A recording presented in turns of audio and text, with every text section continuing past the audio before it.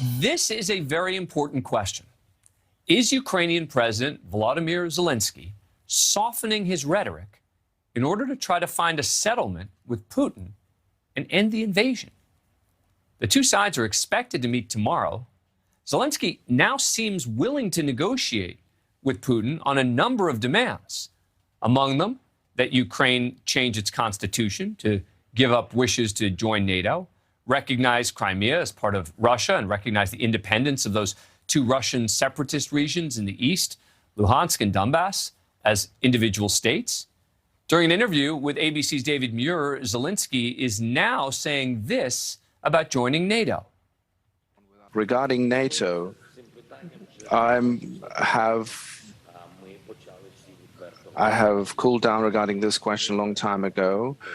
After we understood that that NATO is not prepared to accept Ukraine, the alliance is afraid of controversial things and confrontation with Russia. I never wanted to be a country which is begging something on its knees. And we are not going to be that country, and I don't want to be that president. Now, Zelenskyy, who has become a beloved figure across the nation because of his defiance against Russian aggression, also said he was willing to compromise on those regions of conflict, but says he won't accept ultimatums. I think that items regarding temporary occupied territories and unrecognized republics that have not been recognized by anyone but Russia, these pseudo-republics, but we can discuss and find a compromise on how these territories will live on. This is another ultimatum, and we are not prepared for ultimatums. And Zelenskyy also stressed this. What needs to be done is for President Putin to start talking, start the dialogue, instead of living in the informational bubble without oxygen. I think that's where he is. This comes as the bloodshed in the country continues. Today we learned that Russia upped its attack on civilians, a maternity and children's hospital in the eastern city of Mariupol was hit by several bombs and children were trapped in the rubble. Many of these images just look apocalyptic. Joining us now, NewsNation's Leland Vittert, host of On Balance, who's covered the region for many years. Leland, thanks for joining us. Appreciate it. What do you make of Zelensky's comments? I heard that and I thought, this sounds like a big deal. Am I being too optimistic? You may be being a bit optimistic only in the sense that Zelenskyy is probably recognizing reality more than anything else of a softening that you talked about earlier. Consider this, just in the past 24 hours, Vladimir Putin's forces have now moved closer into Kyiv here, so they are much closer to Volodymyr Zelenskyy. They own just about this area here all the way around. Only the southern access into Kyiv still remains.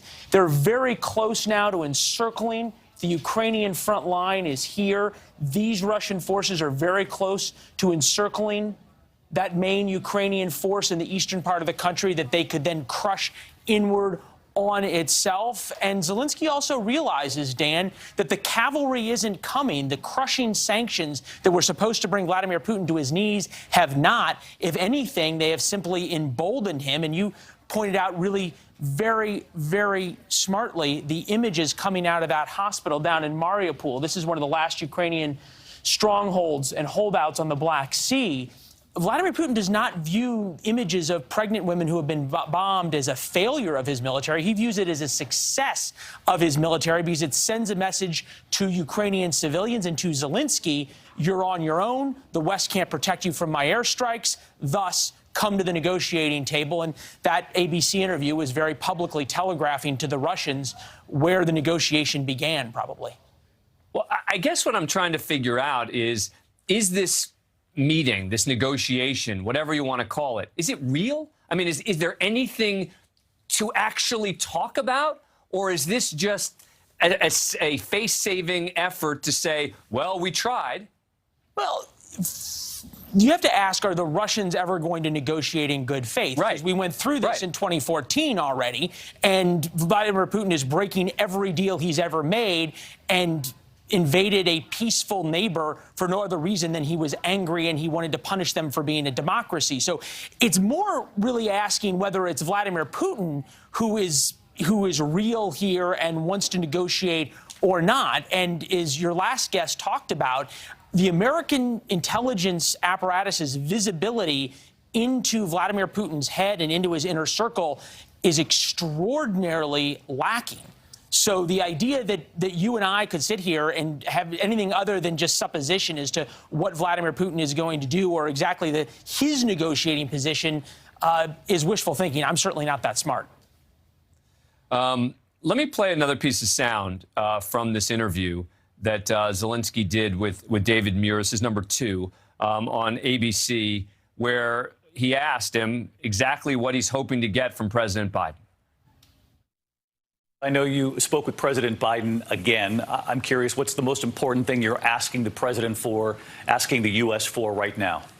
I told him that for us, the most important today is the security in the sky. We cannot allow Russia to be active there only because they're bombing us, they are shelling us, they are bombing us, they're sending missiles, helicopters, jet fighters.